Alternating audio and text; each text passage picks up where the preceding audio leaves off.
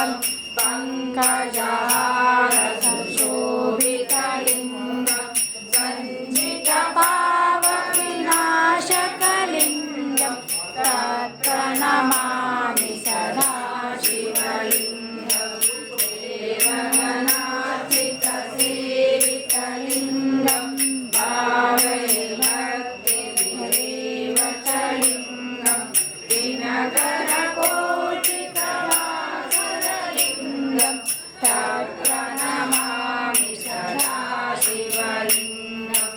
अष्टदलोपरिवेष्टितलिङ्गं